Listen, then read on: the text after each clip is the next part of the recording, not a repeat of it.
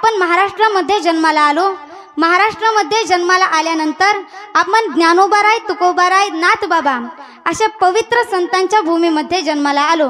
आणि ज्ञानोबारायांची ज्ञानेश्वरी, तुकोबारायांचा गाथा अमेरिकेचे शास्त्रज्ञ वाचतात, परंतु आपल्या देशातील तरुण याला अंधश्रद्धा मानतो। ही मोठी शोकांतिका आहे बाबा। आपण शिकलो, आपली प्रगती झाली, आपण सुशिक्षित झालो, ही मोठी अभिमानाची गोष्ट आहे, परंतु आपण आपली संस्कृती विसरत आहोत, ही मोठी शोकांतिका आहे। आपण हिंदू धर्मामध्ये जन्माला आलो, मग हिंदू धर्मामध्ये जन्माला आल्यानंतर आपला हिंदू धर्म आपल्याला काय शिकवतो? आपण एवढा मोठा सप्ताह दरवर्षी करतो, एवढा खर्च करतो, पण काहीतरी फायदा व्हायला हवा, बरोबर? आपण हिंदू धर्मामध्ये जन्माला आलात, आपल्या कपाळाला गंध असला पाहिजे आणि आपल्या गळ्यामध्ये माळ असली पाहिजे का नाही?